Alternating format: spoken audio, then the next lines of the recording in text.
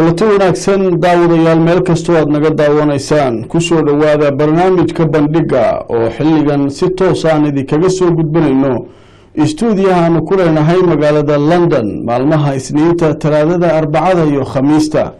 barnaamijkan waxaynu ku faahfaahinaa hadba wixii ku soo kordha xaaladda dalka Soomaaliya, guud ahaan caalamka iyo waliba wararkii ugu dambeeyay dunida, technology-ga wixii ku soo kordhay toddobaadkan iyo waliba arrimo kale oo muhiim ah. waxaa soo kale aanu barnaamijka idinku haynaa qaybtii aan ugu magac darnay Facebook iyo saacadihii ugu dambeeyay Soomaalida, waxyaabihii ugu dambeeyay ee ay isku weydaarsanayeen. barnaamijka qaybtii aad ku lahaydeen ee aad kaga qayb galayseen telefoonada oo aad fakarkiina iyo aaraadiina kaga dhiibanaysaan waxa cusub hadba soo kordha, iyo waliba qaybtii ciyaaraha iyo barnaamijka qaybihiisa kale. haddaba barnaamijka qodobada aanu maanta idinkugu hayno waxaa ka mid ah qaraxyadii ka dhacay Baydhabo, shirkii madaxda ciidamadoodu ay joogaan Soomaaliya ugu soo gabagaboobay dalka Djibouti oo go'aamo ay ka soo baxeen. Ciraaq, ciidamada dawladda intay ku mashquulsanaayeen inay dib u qabsadaan magaalooyin ay haysatay Daacish oo la sheegay weerar gaadma shalay gelinkii dambe in lagu soo qaaday oo iyagiiba khatar ay ka gashay magaalada Baghdad in gacanta lagu dhigo. Yemen oo dagaaladu ay sii kululaadeen iyadoo lagu sii dhawaanayo magaalada Sanaa. Suuriya oo deganaan laga dareemayo iyadoo meelaha qaarna la leeyahay xabad joojintii waa la jabiyay, iyo waliba technology-ga oo aan idinkugu hayno baabuur la yaab leh oo uu soo saaray Ruushka oo ku dabaalanaysa badda isla markaana ka gudbaysa meelaha barafka iyo alaabooyin kale oo casri ah ayaa barnaamijka idinkugu haynaa. haddaba barnaamijka qodobadaas waanu u geli doonaa. marka hore aanu ku bilowno magaalada Baydhabo. wararkii ugu dambeeyay magaalada Baydhabo waxa ay sheegayaan ciidanka ammaanka magaaladaasi inay maanta sheegeen inay qabteen dhowr qof oo lagu tuhumayo inay wax ka fududeeyeen weerarkii ismiidaaminta ahaa ee shalay gelinkii dambe ka dhacay magaalada Baydhabo ee xarunta gobolka Baay. weerarkaasi ayaa la sheegay in lagu qaaday laba goobood oo maqaaxi ah oo ay dadka magaalada inta badan isugu yimaadaan. maqaayadahaasi mid ka mid ah waxay ahayd mid ay dhalinyarada aad isugu yimaadaan iyagoo ku daawanayay ciyaaraha caalamka ka dhacaya, gaar ahaan kubadda cagta. shalay marka weerarka uu ku dhacayay maqaayadaasi ayaa la sheegay in dhalinyaradu ay ku daawanayeen ciyaar dhex maraysay kooxaha Manchester United iyo Arsenal oo dunida si weyn looga daawanayay. waxaa sidoo kale la sheegay in la weeraray goob kale oo iyana maqaaxi ah. dadka tirada ku dhimatay ilaa imika waxaa la leeyahay 30 qof ayay kor u dhaafaysaa, dhaawacuna waxa uu gaarayaa 50. mas-uuliyiinta maamulka Koonfur Galbeed ayaa diyaarinaya diyaarado la sheegay dadka dhibaatada xoogga leh qaba in loo qaadi doono magaalada Muqdisho cisbitaalada ku yaala. cisbitaalka magaalada Baydhabo ayaa si weyn u buuxiyay, iyadoo sidoo kalena la leeyahay ciidamada AMISOM cisbitaalkooda ayaa sidoo kale waxaa la geeyay dad iyana dhaawacyo ay ka soo gaareen qaraxyadii shalay gelinkii dambe dhacay. kooxda Al-Shabaab ayaa sheegatay mas'uuliyadda weerarkaas, waxayna sheegeen inay ku dileen wasiir ku-xigeen ka tirsan maamulka Koonfur Galbeed, saraakiil kalena ay ku dhaawaceen. hase haatee madaxda gobolka Baay ayaa sheegay in la dilay ama weerarka uu ku dhintay wasiir ku-xigeen, hase haatee goobaha la weeraray ay ahaayeen goobo dadka rayidka ay si weyn ugu badnaayeen. dadka dhintay ayaa la sheegayaa inay badankooda ahaayeen dad dariiqa marayay iyo dad maqaaxiyaha la weeraray ku jiray. weerarkii ugu horeeyay waxaa lagu sameeyay gaari walxaha qarxa laga buuxiyay. kadib dadku markay isku dayeen inay qaraxa dibadda ka dhacay ka cararaan ayaa waxaa la sheegay qof nafti hura oo isku xiray suulka walxaha qarxa inuu isku qarxiyay mid ka mid ah maqaaxiyaha, iyadoo dhibaatada ugu badanna ay halkaasi ka dhalatay. haddaba iyadoo qaraxani uu dhacayo ayaa waxa uu ku soo beegmay qarax kan ka horeeyay oo isna Muqdisho ka dhacay oo dad badan ay ku dhinteen. iyadoo qaraxyadani socdaan ayaa magaalada Djibouti ee waddanka Djibouti waxaa shalay ka dhacay kulan xasaasi ah oo ay isugu yimaadeen madaxweynayaasha wadamada ciidamadoodu ay joogaan Soomaaliya, iyagoo ka arrinsanayay bal xaaladan soo korortay iyo guud ahaan dagaalka Al-Shabaab sida laga yeelayo. madaxda waxay ku falanqeeyeen arrimahooda dhowr, waxaana ay sheegeen ugu dambeyn qodobadooda ka mid ahaa in la xoojiyo ciidanka dawladda Soomaaliya si ay uga qayb galaan dagaalada ka dhanka Al-Shabaab, isla markaana ay ugu diyaar garoobaan inay la wareegaan marka amisom ay ka baxdo soomaaliya xaaladaha nabadgelyo ee dalka soomaaliya. waxay sidoo kale madaxdu ka hadleen in wada shaqayn dhaba ay dhex marto madaxda ciidamadooda joogaan gudaha waddanka soomaaliya ee amisom. baaq kale ayay amisom shirkaasi ka soo jeedisay oo ah in qaramada midoobay iyo dalalka caawiya ay siiyaan diyaarado helicopters ah si ay ula dagaalamaan al-shabaab.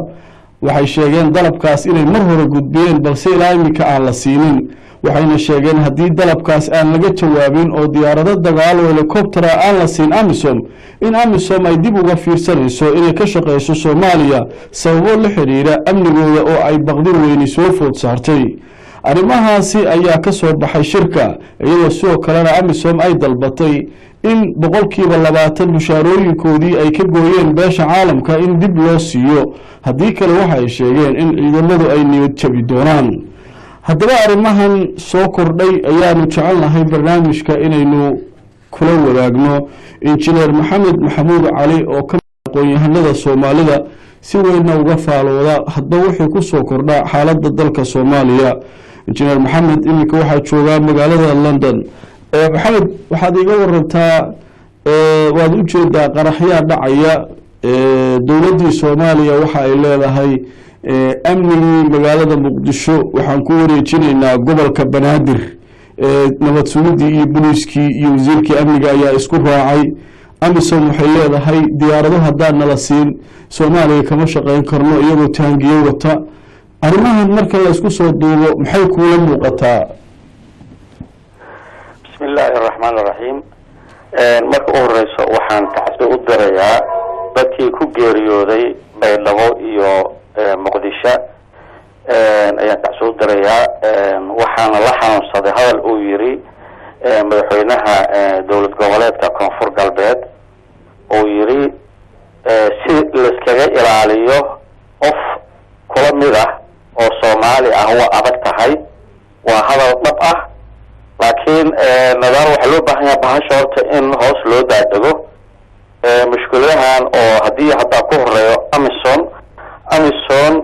ilaa iyo tobanayay ku dhadhowdahay inta ay joogeen. barnaamijkii loogu talagalay inay qabtaana ma ayna fulinin. hadday noqon lahayd inay ciidamada soomaalida tababaraan, hadday noqon lahayd inay amniga muqdisho ay sugaan, intiba ma noqonin. waxaa barbar socotay ciidamada soomaalida oo barbar socdina ma ayna haysan xitaa wax muxuu ahaa mashaar ah oo lamida sidii ayaga kuwan u qaataan. marka haddana waxaa sii kordhay ammaankii oo sii xumaaday. qolooyinkan oo miisaaniyada bixiya amisom way ka yareeyeen dhaqaalihii. ayagana waxay rabaan inay sii dalbadaan hadda bal inay ku koobaan sheekadoodii inay diyaarado iyo helicoptero isticmaalaan.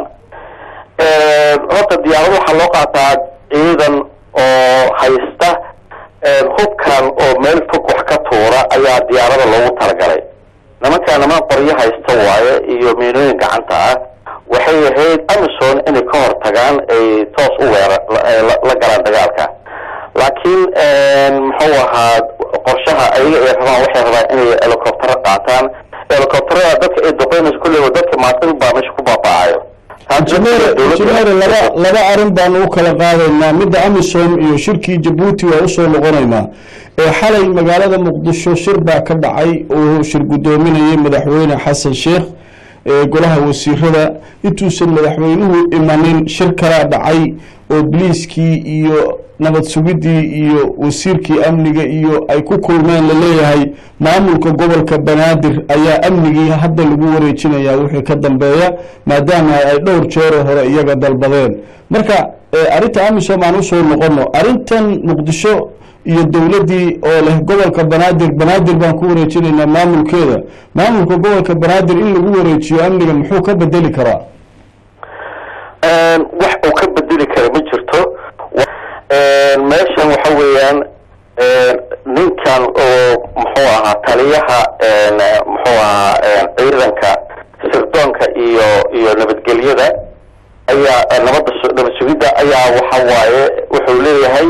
waxaan rabaa inuu wareejiyo muxuu ahaa xilkii oo ciidankii muxuu ahaa sirdoonka iyo nabad sugidda. qofka lagu wareejinayana waa ninkii gobernatooraha gobolka banaadir asaga labadooda xamaray wada joogaan wax ay taa ka bedelaysaa ma jirto haddaan tusaale kugu soo qaato gudoomiyaha banaadir London ayuu yimid bishii hore asagoo dhaqaale raadis ah marka madaxdii dhaqaale ma haystaan muxuu ahaa ciidamadii dhaqaale ma haystaan sirdoonka ma shaqeynayo sirdoonka waa wixii dejin lahaa ciidanku ayagii baan waxba haysanin marka waxay noqonaysaa marka in shabaab ay dowladii soo gasho bishii rabay ayagii sirdoontii iyo shabaab galaan rabay ay soo ogaadaan ayagiiba la soo ogaaday xukuumaddiiba ku jiraan dowladdiiba ku jiraan militariba ku jiraan marka arrintaas waxaan u haystaa inay tahay arrin fashil ah waxayna dadka qaarkood inta badan ay soo jeedinayaan in muxuu ahaa gudoomiyaha nabadsugidda iyo muxuu ahaa ninkan oo wasiirka arrimaha gudaha iyo wasiirka muxuu ahaa amniga intaba in la casilo sababta shaqadoodii kama yana soo bixin waxaan u arkaa fashilan u arkaa arrintaasi sida haddaan ka soo qaadno maamul goboleedyada kale nabadooda way sugeen waxaa la rabaa sidaasoo kale sida ama Puntland ama Somaliland waxay ka faa'iideysteen dadkii qubraada ahaa ee dowladii hore wax soo tababartay bay ka faa'iideysteen oo la shaqeeya annaga dadkeena lama shaqeysan ilmo yar baa meesha loo dhiibay oo waxba kala garanaynin marka waxaa la qaatay in dowladdu dib iskugu noqoto oo arrintaas ay wax ka bedesho wataas waa qodobka xagga oo muxuu ahaa midda kale xataa markaan amniga aan u soo noqono nabadsugidda waxaan ka soo qaadanaynaa qodob kale jiro oo problemka taagan yahay qarxidaan dhacaayo dadka meesha ay ka yimaadeen meeshan waxaad la socotaa qaraxyadan dadka badan dhacaayo waa waxay ka yimaadaan dadka gudaha iyo dadka dibadda dadka dibadda iyo dadka gudahana waxaa wax lagu baraa dugsi quraanada ayaa wax lagu sheegaa iyo maxaadarooyinka wax lagu akhriyaa caalamka maanta aan ku noolnahay islaamka waxaa ugu waaweyn dowladaha ugu waaweyn waa Sacuudiga iyo Iiraan intaba waxay sameeyaan dowladaha carabta intaba waxay sameeyaan khudbadaha la akhrinayo waa loo soo qoraa wasaaradda arrimaha diinta iyo garsoorka ay ka soo baxda warqad oo la siinaa ninka khudbada jumcada akhrinayo maxaadarooyinkoodu waa la kontroolaa dugsi quraankoodu waa la kontroolaa dowladdu waxaa rabaa arrimahaas inay u dhaqaaqdo mushkiladda meesha taalo waxay tahay culamadeenii oo muxuu ahaa haddii aan ka soo qaadno dagaalkii haddaan dib kuu celiyo nadaar dagaalkii muxuu ahaa markii ay qabsadeen maxaakiimta 2006kii ayaa markaa xoogaa nabadda ay xamar keeneen waxay bilaabeen inay dagaalo qaadaan iyo hanjabaadyo dowladaha dariska ay ku qaadaan taas oo sabab inay soo geliyaan ciidamo shisheeye ayaga laftigooda waxay yidhaahdeen dowladdii baa gaala ah wixii dowladda u shaqeeya waa gaalo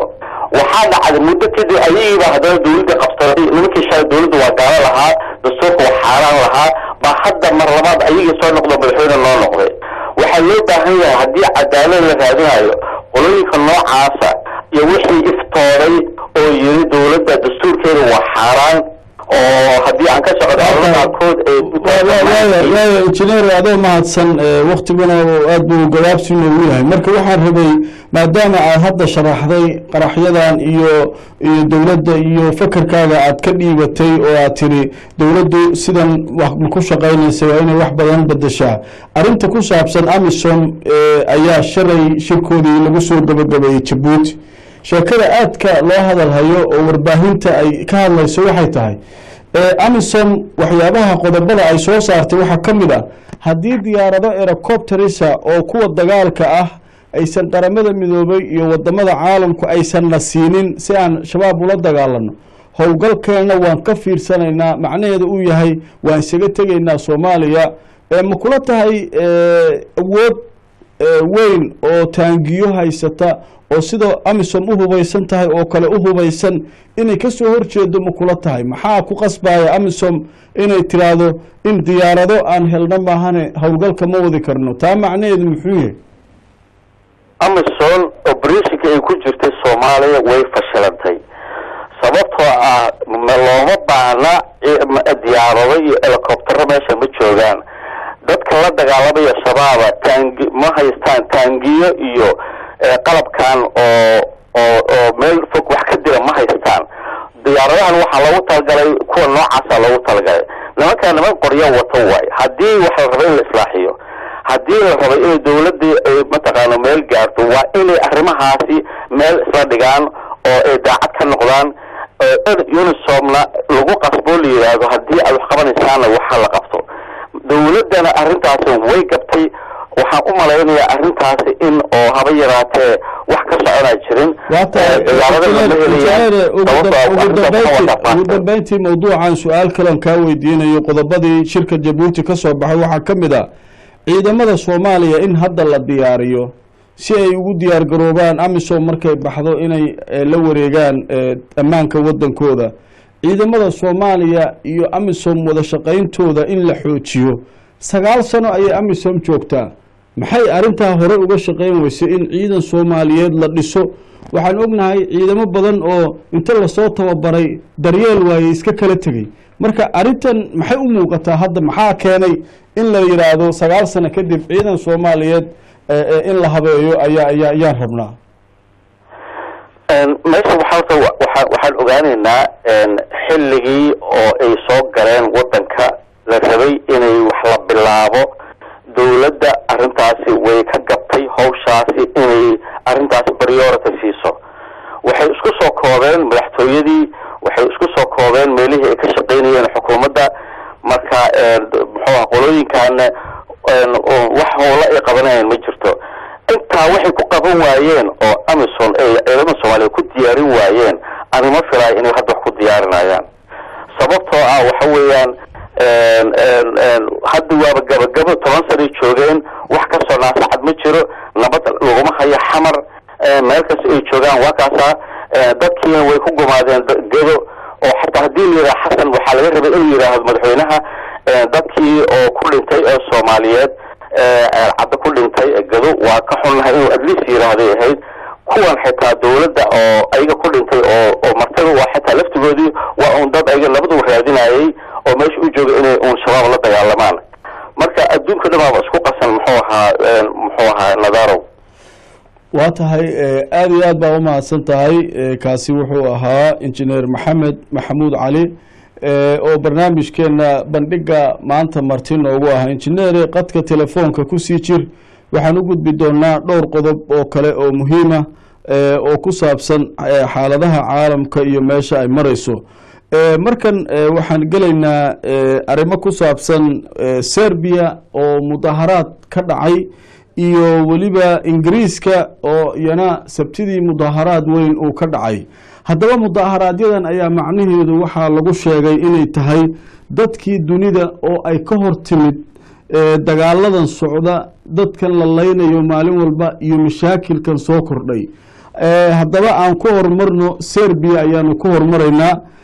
sida idinkaga muuqata videogan dhalinyarada orodada Serbia ayaa waxay ka dalbadeen militariga waddankaas inuu mudaharaad kala qayb galo taangiya la soo siiyay taangiyadii iyagoo ordaya ayay socdaan waxay leeyihiin dunidii waa dagaal bay ku dhamaatay dadkii adduunka waxay ku dhamaanayaan dagaal haddaba waa in dagaalka la joojiyaa wadamada Yurub oo ay khaasatan Serbia ka mid tahay ayay ku baaqayaan waxay leeyihiin intiina ku lugta leh dagaalada caalamka ka socda waa inaad dagaalada faraha kala baxdaan dadkii dunida waxay u dhimanayaan dagaal waxay u dhimanayaan qaxooti waxay u cararayaan meelo kala duwan haddaba dadkii waxaa moodaa inay dagaalkii dhibsadeen dhibaatadii dunida dagaalku uu ku hayay uu soo kordhayo maadaama Serbia mudaharaadkan la yaab kale dunida weligiis aan ka dhicin uu ka dhacay orodadii iyo taangiyadii oo isla socda dadkuna ay dalbanayaan in dunida la nabadeeyo ayaa dhanka kale waddanka Ingiriiska isna waxaa ka dhacay mudaharaad aan la filayn inuu ka dhacayo haddaba sabtidii la soo dhaafay ayaa wadooyinka waaweyn ee magaalada London waxa isugu soo baxay dad aad u fara badan oo u dhashay waddanka Ingiriiska dadkan uma aysan mudaharaadeynin dhibaatooyin gaar ah oo iyaga haysta balse waxay leeyihiin waxaan ka soo horjeednaa annaga colaadda dunida gaar ahaan waxay leeyihiin nuclearka waddankan uu haysto Ingiriiska waa in la baabi'iyaa waa in Ingiriiska uu istaagaa in qaramada midoobay iyo dalalka nuclearka haysta ay kulligood nuclearka baabi'iyaan waxay leeyihiin dagaaladan hadday sii socdaan waxaa dhacaya in nuclear laysku duqeeyo dadka dunidana ay dhammaadaan haweeneyda ra-iisul wasaaraha ka wadanka Scotland ayaa ka mid ahayd dadkii markaa mudaharaadka isugu soo baxay waxaa sidoo kale ka qayb galay dad badan oo siyaasiyiin ah waxyaabaha ugu waaweyn ee dadkan ay dalbanayeen waxay tahay Ingiriisku waa inuu noqdaa wadan nabadeed waa inuu ka shaqeeyaa adduunka sidii nuclear loo dhamayn lahaa Ingiriiska waxa uu imika lacag aad u fara badan ku bixinayaa kordhinta bambooyinka iyo sawaariiqda uu xambaarsan yahay maraakiibtooda gujiska ah oo si weyn u casriyeysan kuwaasoo yaala xeebaha wadanka Scotland Ingiriisku waxa uu lacag badan ku bixinayaa bambooyin la sheegay inay 8 mar aad uga awood badan yihiin bamamkii lagu dhuftay Hiroshima iyo Nagasaki kuwaasoo dad badan adduunka ku laayay haddaba dadkan Ingiriiska waxay u mudaharaadayaan dunidii waa baaba'day khatartu way sii socotaa marka dambana waxay rumaysan yihiin in qof walba oo dunida jooga gurigiisa ay khatarta ugu imaanayso waxay ka codsanayaan ra'iisul wasaaraha wadankan iyo xukuumaddiisa inay joojiyaan lacagta ay halka ku bixinayaan horumarinta nuclearka wadanka waxayna leeyihiin waa in nuclear oo dhan adduunyada laga suuliyaa haddii kale dadka dunida maalin kaliya ayaa laga yaabaa inay dhintaan maadaama dalalka haysta hubka nuclearka ay badan tahay wadankii lagu dhuftana dadkiisu ay la'anayaan injineer maxamuud cali oo barnaamijka igala qayb galaya injineer sidee u aragtaa mudaharaadyada Yurub ka bilaabanaya oo saameynta ku leh dagaaladii hadda aan ka sheekeynayna oo dunida oo dhan iminka halakeeyay muxuu ahaa waa arrin dhibaato leh maanta dadkan oo bani aadamka meeshii la rabay in ay horumar gaaraan oo dhanka caafimaadka dhanka ijtimaaca dhanka muxuu ahaa cuntada dhanka la heli lahaa dawladihii qowdihii waaweynaa waxay diyaar u yihiin markastaba ay horumariyaan ay culays saaraan in ay geliyaan muxuu ahaa arrimahan hubkan khatarta ah keenaya taasna waa mid sii fayeysa maalinba maalinta ka dambaysa ee dhibaatooyin keenayso marka arrintaasi waa arrin oo runtii laga naxo oo cabsideeda leh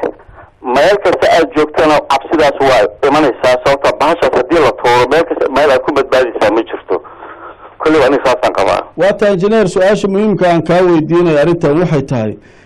dad badan ayaa aaminsan wadamadan reer galbeedka inay iyagu ku lug leeyihiin dagaalada meelo badan oo dunida ka socda ka holcaya shacabkoodiina waad u jeedaa sida ay u diidan yihiin dagaal oo ay leeyihiin dagaal ma rabno weliba nuclearkan adduunka qof walba hadduu haysto dagaaladuna sii socdaan marka dambe waa laisku dhacayaa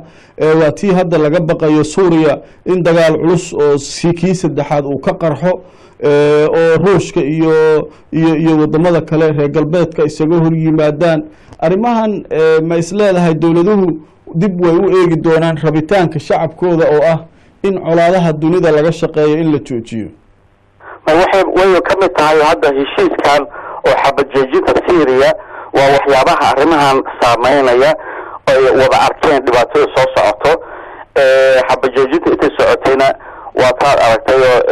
shalay u dambeysay 24 hours markay ka soo wareegtayba inay 9 jeer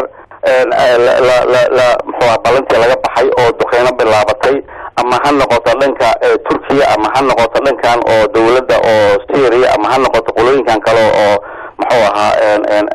Islamic State ka IS sheeganaya marka waa dhibaato jirta weeyaan marka meeshii waa arrin aad u si looga baxana ay adag tahay dawladihii waagii hore waxay farsamaysan jireen hadda waxaa haddana arrintii sii ololiyay arrin kale ay u tabarla yihiin oo arrin madhabeed haddana meeshii waa soo gashay marka waa dhibaatadeeda leedahay waa tahay injineer adoo ku jiraya markan Syria ayaan isku xijinaynaa dagaaladii dunida iyo cabashooyinkooda ayaan jeclahay inaan hal mar wixii soo kordhay isku xijino markan waxaan u gudbaynaa Syria sida aad la socotaan Mareykanka iyo Ruushka oo labada dawladood ee ugu waaweyn ee dhinacyada kale hogaaminaya dagaalka uu halka ku dhex marayo ayaa labadooduba waxay isla garteen in bal xabad joojin marka hore la sameeyo kadibna dagaalkan oo faraha ka sii socda oo laga baqayo in nato iyo ruushka ay isku dhacaan marka dambe in xal loo helo maadaama turkiga iyo ruushka ay aada isugu soo dhowaadeen inay ku diriraan gudaha waddanka syriya haddaba xabad joojintaas waxaa si weyn uga faa'iidaystay dad badan oo masaakiina oo ku nool magaalada xalab iyo magaalooyin kale sida idiin muuqata muddo waxaa dadku ay weysnaayeen biyo nadiifa inay cabaan biyahaas nadiifka ah ayaa dadku waxay u galeen safaf dhaadheer sida idiin muuqata dadku waxa ay samaynayaan suuriya biyahaas inay dadka raadiyaan oo ay sidii ay ku heli lahaayeen cunno iyo biyo waxay leeyihiin dibadda ayaanu usoo baxnay xabad joojintii runtii aad baan ugu diirsanay waxaan ka codsanaynaa dowladaha reer galbeedka iyo kuwa kale inay kusii wadaan sidan dagaalkana nalaga joojiyo inkastoo meelaha qaar dadku ay leeyihiin xabad joojintu waa dareennay oo xaaladeenu meel fiican bay maraysaa haddana meelaha qaar waxaa leeyahay xabad joojintii qolo walba qolada kale ayaa ku eedeynaysa oo leh rasaas baana lagu soo riday bambooyin baa nagu soo dhacay diyaarado ruushka leeyahay ayaana duqeeyey qolada mucaaradka ayaa xabada soo riday laakiin inta badan waxaa la isku raacsan yahay oo laga soo waramayaa in xabad joojinta runtii ay si weyn dadku ay uga faa'iideysanayaan injineere xabad joojintan ma sii socon kartaa baad is leedahay iyadoo weli wixii dagaalkan sababay aan laga heshiinin oo maraykanka iyo ruushku ay weli kala taageersan yihiin bashaar al asad ha baxo iyo ma baxayo waa joogaya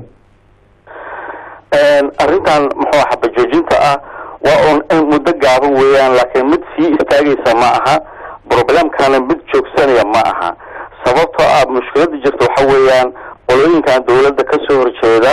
waxay aaminsan yihiin dadka ay la dagaalamayaan in ay dad yihiin gaalo ah ay aaminsan yihiin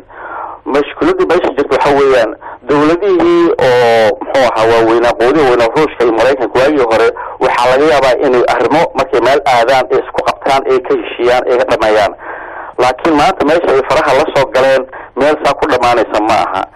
sababtoo dadkaani meesha ka dagaalamaya waa dadaan dowladnimo rabin waa dad oo muxuu ahaa humanity-ga cadow ku ah waa dad islaamka cadow ku ah waa waxa soomaaliya ka dhacaya waa waxa libiya ka dhacaya waa waxa ciraaq ka dhacaya arrintan say ku istaagtaan oo aad bay u adagtahay runtii nadaaro aad baad umahadsan tahay injineer maxamed maxamuud cali oo inta badan barnaamijkan bandhiga nagala qayb gala oo ka mid ah soomaalida aqoon-yahanada ah ee wax ka falanqeeya siyaasadda soomaaliya iyo guud ahaan caalamka waxa uu joogaa magaalada london aad baad umahadsan tahay injineere daawadayaal barnaamijka bandhiga waxaa inoo soo socda dagaaladii yeman oo maraya meelo halisa iyo weliba ciraaq oo sheeko la yaable aan idinkaga hayo ciidamadii dowladda oo kusii socday inay xoreeyaan magaalooyin oo shalay khatar u galay in baqdaad ay qabsato kooxda dowladda islaamiga ah dagaal culus oo halkaa ka dhacay iyo tiknolojigii iyo qaybo kale way noo soo socdaan balse aanu qadar xayeysiisa ku nasanno